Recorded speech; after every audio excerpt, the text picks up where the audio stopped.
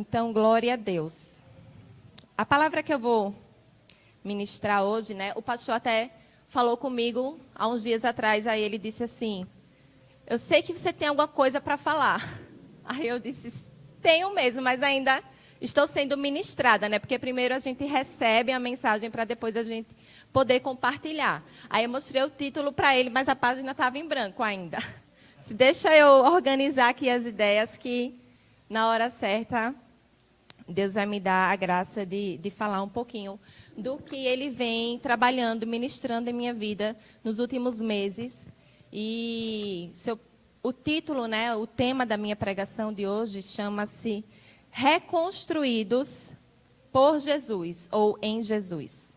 Reconstruídos por Jesus. Amém? Se a gente for no dicionário e pesquisar, né, o significado da palavra reconstruir, eu gosto sempre de começar com o significado, né, da palavra-chave do que eu quero passar para os irmãos. Então, se a gente for no dicionário, a gente vai ver que é voltar a construir algo, ou formar novamente, ou devolver forma. Reconstruir significa voltar, né, recomeçar.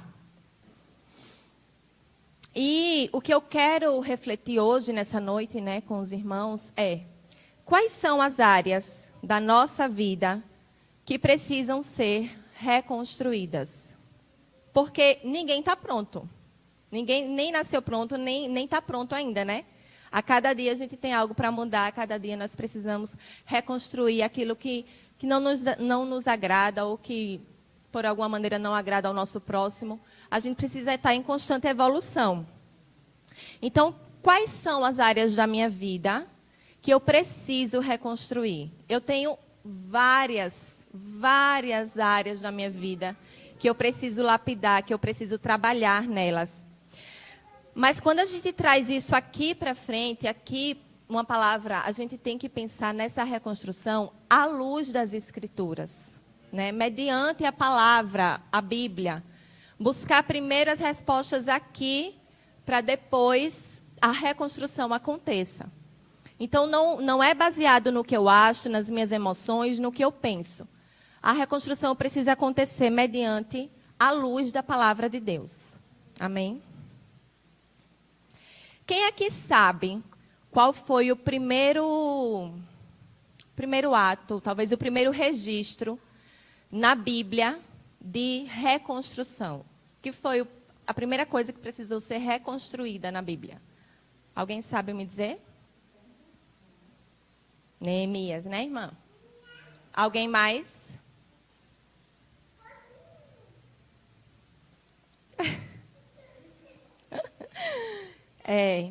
Vamos lá para Gênesis 3.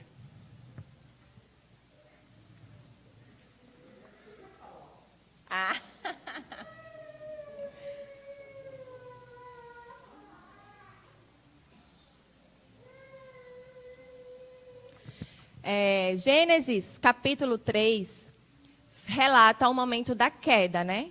Todos nós sabemos que o homem criou Deus, Adão e Eva, para ser mais específica, e eles viviam no Jardim do Éden, e ali eles viviam livremente, e Deus tinha um relacionamento com eles. Diariamente, Deus ia visitar Adão e Eva.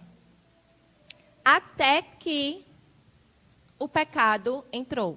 Eva comeu o fruto proibido, Adão comeu logo em seguida. O pecado entrou porque eles comeram um fruto que Deus tinha ordenado que não comesse.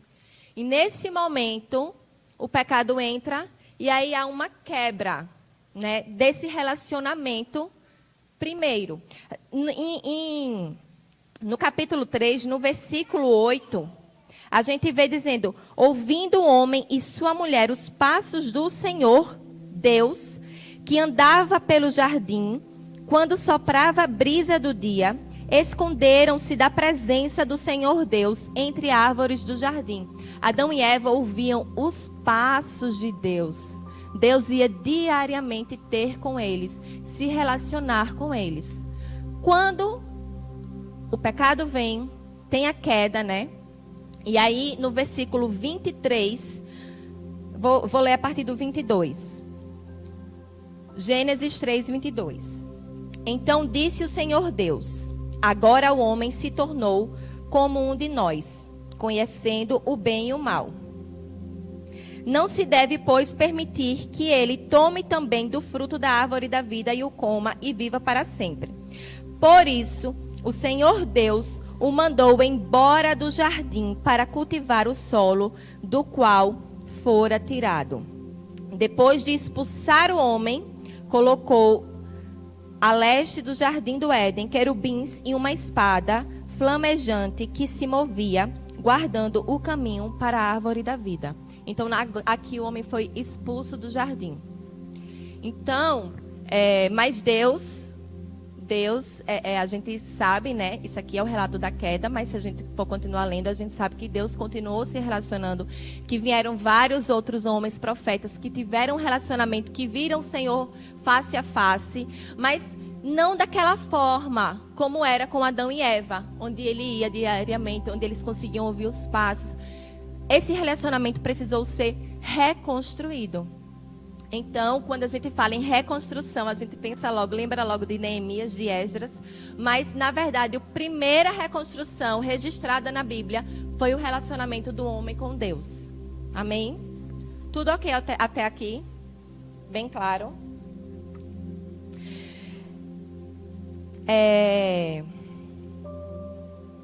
O relacionamento possibilita que a gente conheça o outro. É se relacionando que a gente conhece. Por exemplo, eu conheço a Janete.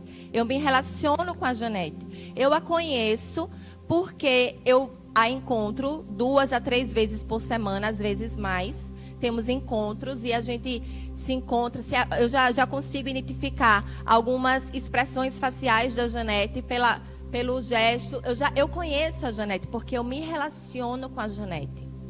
Mas o meu relacionamento com a Janete não me permite conhecê-la assim como o pastor Sérgio e a Aécio, que se relacionam infinitamente mais do que eu. Eles têm um relacionamento muito mais profundo do que o meu.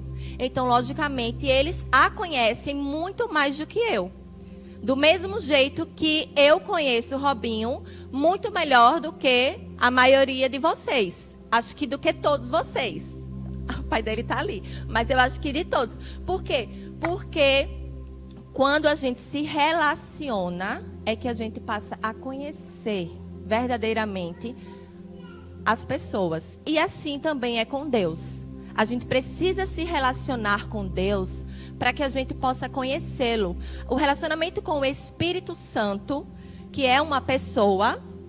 O Espírito Santo é uma pessoa, ok? Então a gente precisa se relacionar com ele para que a gente venha conhecê-lo e ele nos ouvir e nós ouvirmos a voz dele também. Isso só é possível com o relacionamento, ok?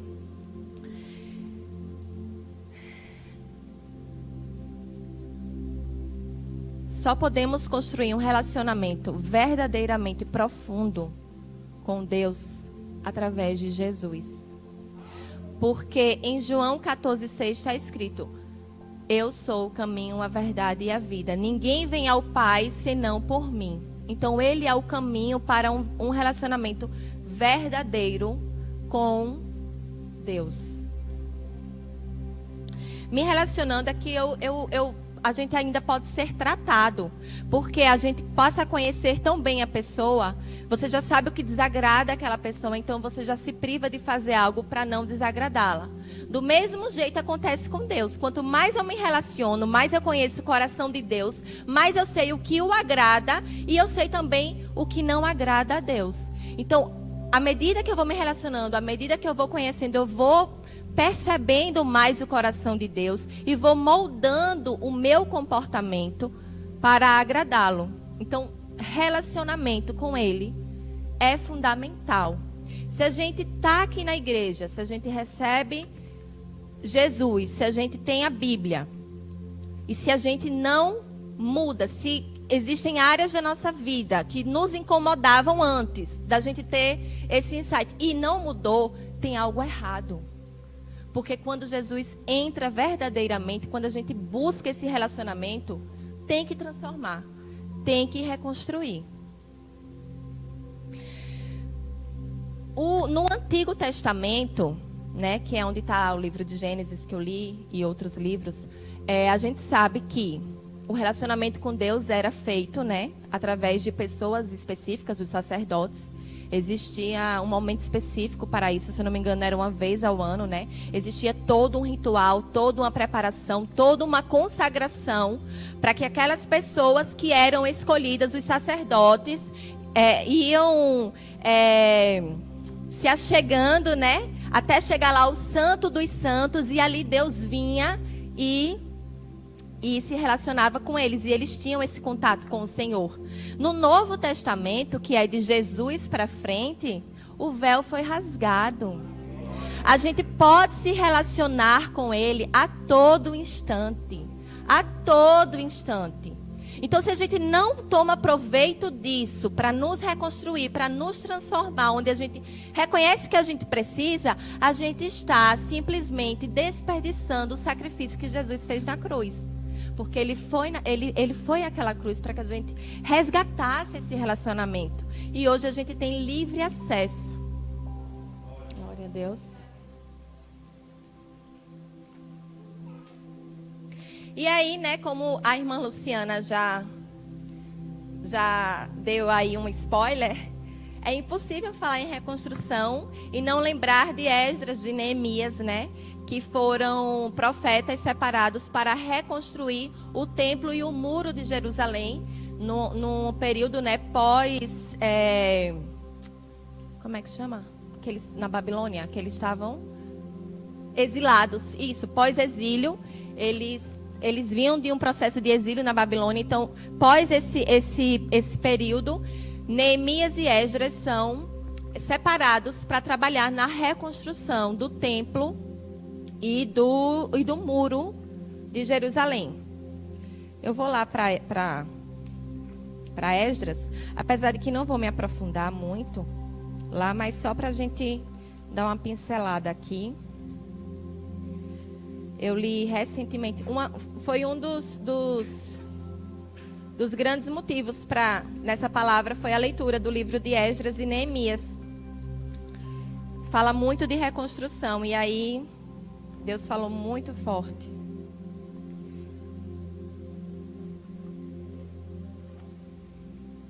Ixi, peraí.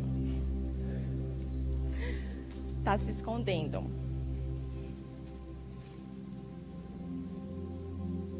Esdras, acharam?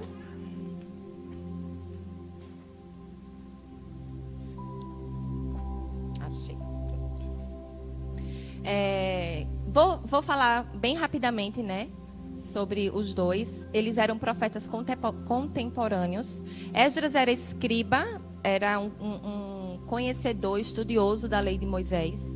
Então, ele também, uma das grandes missões dele, além da reconstrução do templo, foi exortar aquele pessoal que estava voltando do exílio a se voltar para Deus, a voltar a uma vida de obediência.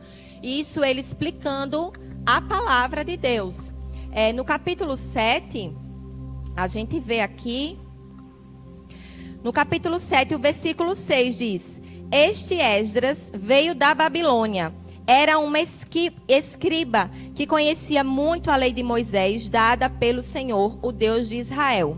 Aí, pulando para o versículo 10, diz o seguinte: Pois Esdras tinha decidido dedicar-se a estudar a lei do Senhor e a praticá-la. Isso aqui é uma chave, gente. É assim, é a dedicação e a prática. A dedicação no estudo vai lhe dar a teoria e vai lhe possibilitar praticar. Amém? Então, ele se decidiu, tinha decidido dedicar-se a estudar a lei do Senhor e a praticá-la. E a ensinar os seus decretos e mandamentos aos israelitas. Era uma grande missão. Estudar, praticar e ensinar para que as pessoas pudessem viver de acordo com a lei. Amém? Mas não é algo natural. Você precisa decidir dedicar-se, porque não é natural. Amém?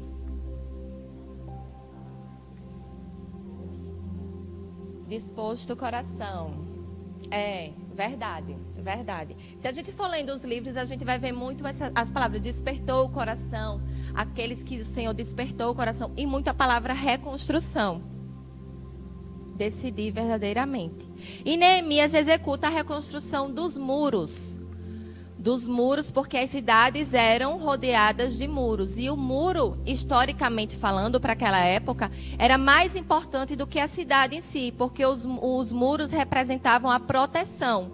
Primeiro reconstrói o muro para daí então reconstruir a cidade. Porque primeiro você precisa se proteger para depois você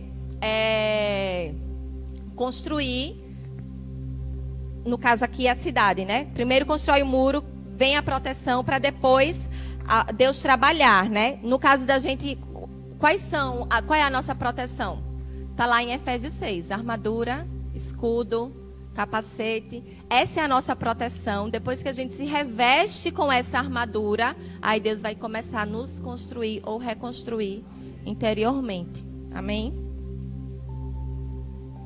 Então, a gente viu que a primeira reconstrução registrada é o relacionamento com Deus. Depois a gente vê que Deus usa profetas para poder reconstruir a cidade de Jerusalém. E se a gente vai lendo a Bíblia, a gente vai vendo que Jerusalém foi reconstruída várias e várias vezes. Quem aqui precisa ser reconstruído várias e várias e várias vezes? Destrói e reconstrói. A gente destrói e a gente se reconstrói de novo. Não é verdade? Vamos para Mateus.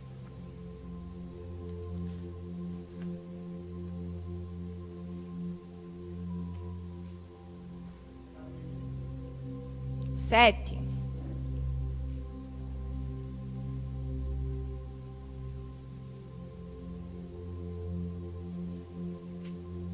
Eu já ministrei uma palavra aqui falando, me aprofundando mais no livro de Neemias, falando sobre recomeçar, o recomeço, né? E só porque o Espírito Santo me lembrou agora, eu lembro que Neemias, antes de começar a reconstruir os muros, ele saiu em um dado momento com os amigos, à noite, a Bíblia registra que foi à noite, e eles foram fazer uma inspeção pelos muros. Eles foram olhar os destroços e tudo. Sabe, eles foram analisar primeiro para depois reconstruir. O que é muito importante também quando a gente traz para a nossa vida.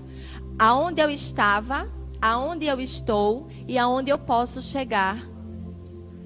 Quando busca verdadeiramente em Jesus. Amém, obrigada.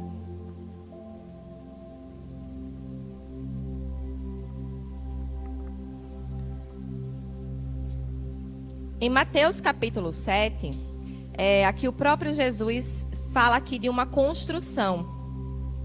A partir do 24, ele diz o seguinte: portanto, quem ouve estas minhas palavras e as pratica, é como um homem prudente, que construiu a sua casa sobre a rocha. Caiu a chuva, transbordaram os rios, sopraram os ventos e deram contra aquela casa. E ela não caiu, porque tinha seus alicerces na rocha. Mas quem ouve estas minhas palavras e não as pratica, é como um homem insensato, que construiu a sua casa sobre a areia. Caiu a chuva, transbordaram os rios, sopraram os ventos e deram contra aquela casa. E ela caiu. E foi grande a sua queda. Aqui o próprio Jesus, né, mostrando sobre que base a gente tem que construir a nossa vida, a nossa casa, né? Por quê? Porque aqui as duas pessoas, tanto a que constrói na areia quanto a que constrói na rocha, vai enfrentar as chuvas, os rios, a tempestade. Aqui não está dizendo que só veio para quem construiu na areia, para quem construiu na rocha, está lá resguardado. Não. Vem para as duas. as mesmas oposições vêm para as duas. O que vai diferenciar é a base. É a base. Porque às vezes a gente olha para a vida do outro, a minha última palavra, né, sobre a grama do vizinho, a gente olha e diz assim, mas para ele é muito fácil, porque ele não precisa amanhã acordar pensando se vai ter trabalho, ele já tem uma vida, né? A gente tende a achar que o outro tem menos problema que a gente. Mas eu vi uma frase, né? A grama do vizinho só é mais verde, porque pode ser até que seja mais verde, mas por dois motivos. Ou porque o vizinho rega, o vizinho se esforça para manter a grama dele verde, né? Faz por onde, e talvez você não esteja fazendo, por isso a grama dele é mais verde que a sua, ou é uma grama artificial. Só tem duas possibilidades, né? Então, a gente acha, mas não é. Quando a casa do vizinho não cai, quando vem a chuva, o rio, a tempestade, é porque ele construiu sobre a rocha, sobre uma base inabalável. Ele não construiu uma base instável, incerta. A construção da nossa vida precisa ter a base certa, que é a rocha, Jesus. Amém? Temos que escolher, viu? Isso é uma decisão. Se fosse conto de fadas, a Bíblia não dizia que o caminho é estreito. Não é um conto de fadas. É uma decisão e precisa ter persistência para permanecer firme. Porque conto de fadas é só na Disney. Aqui na vida real, a coisa é bem diferente.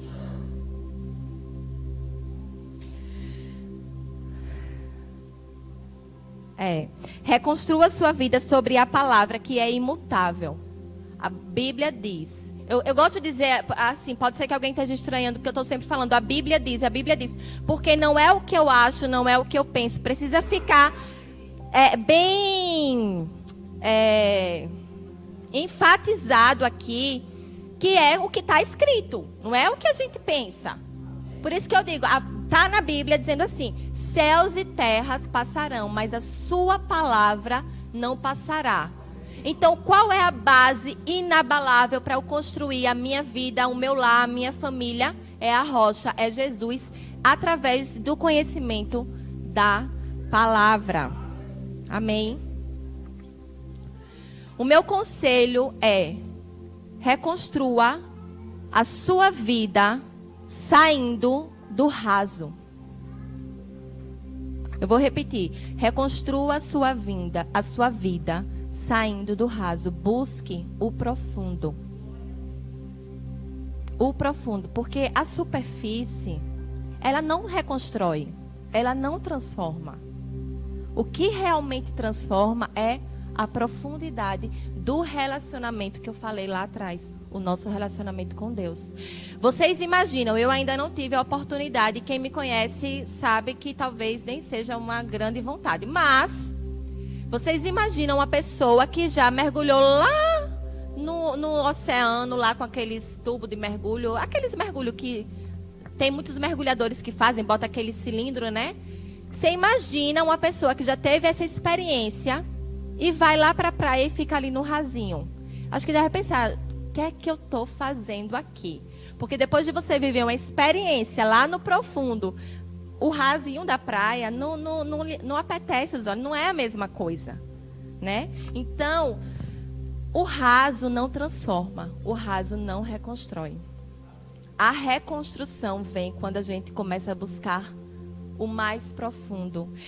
A minha vida, quem me conhece aqui, os que não sabem, né? Eu gosto muito do versículo de Jó, 42:5, que diz: os meus ouvidos já tinham ouvido falar ao teu respeito, mas agora os meus olhos te veem. Então é isso, é você sair lá do raso de só ouvir falar, para você vir para o profundo e você conseguir ver Deus na sua vida. Amém? É isso que vai reconstruir. A reconstrução não vem. Vamos para Hebreus, gente. Vou até descer aqui do salto.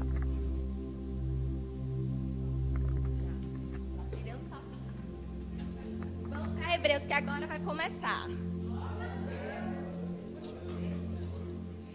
Agora ficou sério. Hebreus capítulo 5. Eu quero que todos achem, porque a gente vai ler juntos isso aqui, tá?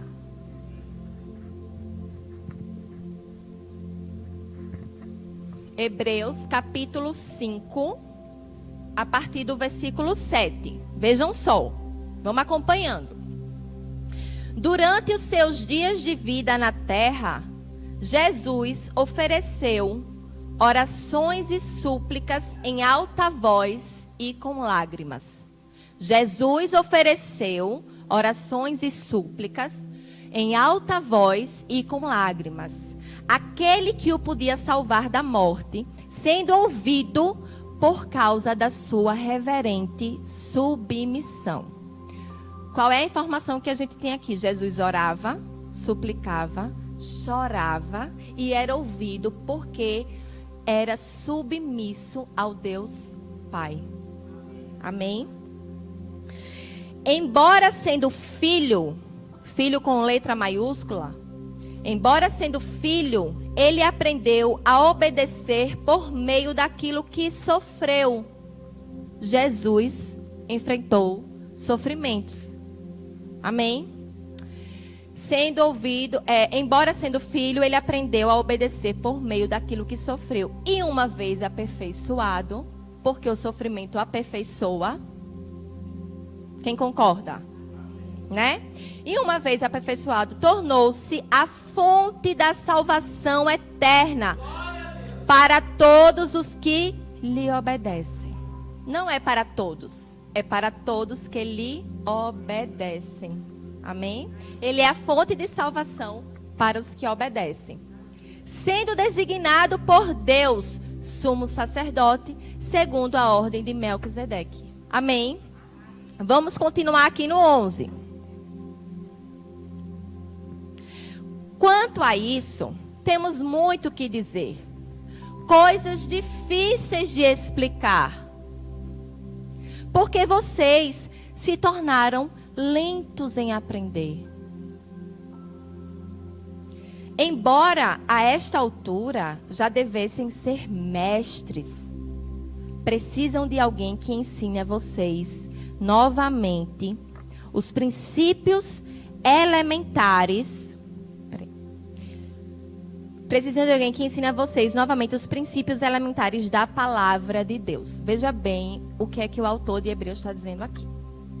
Vejam bem.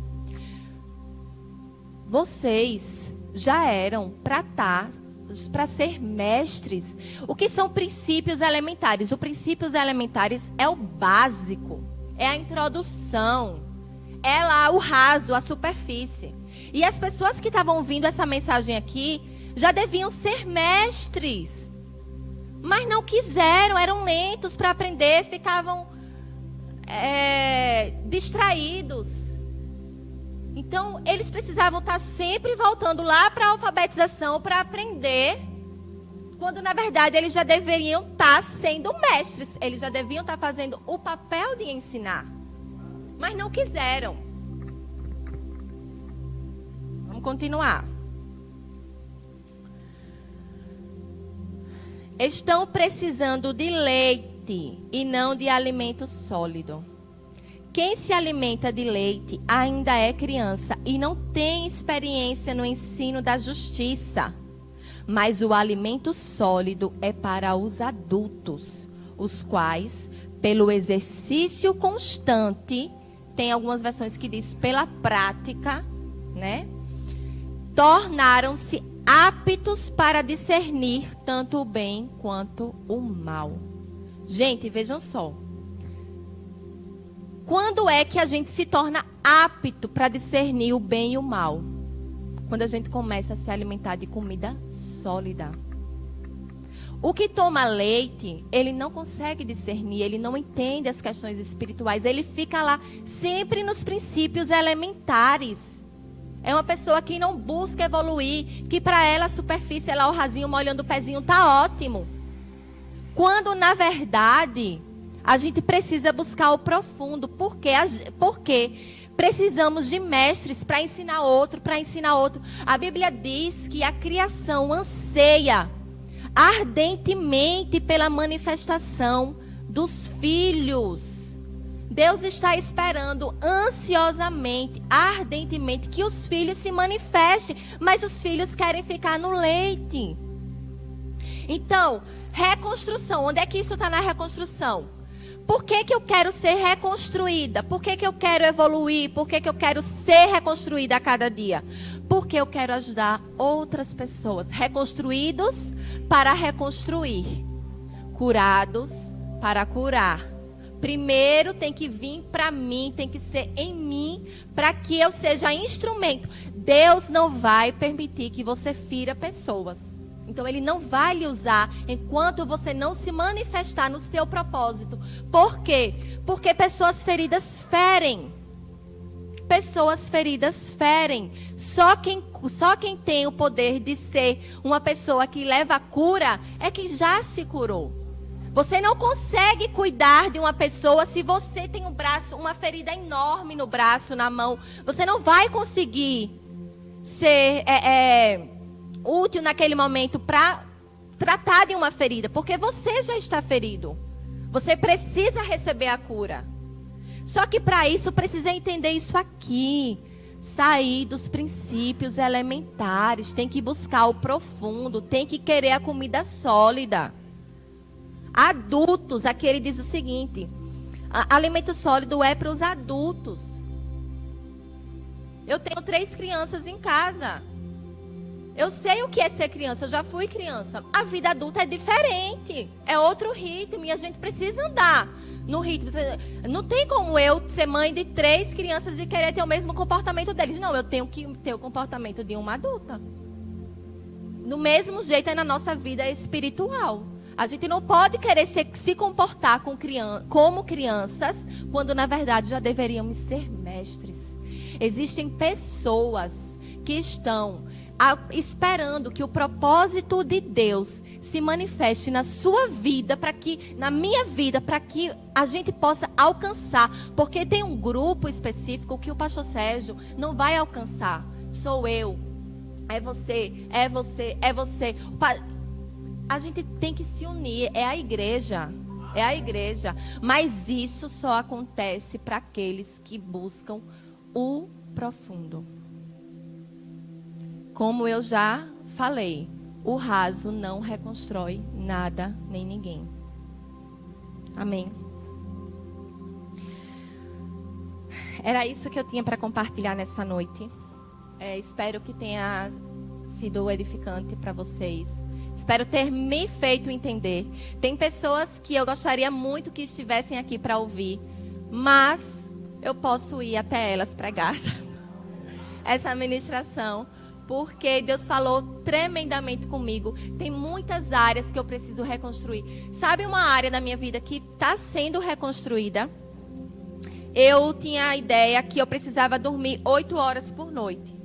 Aí eu li aquele livro, O Milagre da Manhã. Alguém aqui já leu esse livro, O Milagre da Manhã? É tremendo. E aí a gente vê que se a gente acordar mais cedo, a gente fica muito mais disposto. E é verdade. Minha gente, hoje não é. Hoje era 7h45, eu já estava voltando. Eu já tinha feito o resumo, eu já tinha feito feira. E o dia rende. Aí, quer dizer, ontem eu fui dormir mais tarde. Se fosse antes de eu reconstruir isso na minha mente, quando eu acordasse, eu digo: eita, hoje eu vou passar o dia com sono, porque não dormi as 8 horas que eu precisava. Não. Isso foi reconstruído em mim. Eu precisava de ter um momento antes dos meus filhos acordarem para ler a minha Bíblia, para estudar. E o único momento era esse. Era a madrugada. Aí eu li esse livro, O Milagre da Manhã. Foi uma área da minha vida que o Senhor está reconstruindo. Existem várias outras que eu creio que serão reconstruídas. E eu espero, né, que Ele nos reconstrua, que a gente seja nas mãos dele, assim como o vaso na mão do oleiro. Que quando precisar ser desfeito, para ser refeito, quantas vezes forem necessário, até que fique do jeitinho que o oleiro deseja. Que a gente tenha essa disposição no nosso coração. Deus abençoe todos vocês. Amém.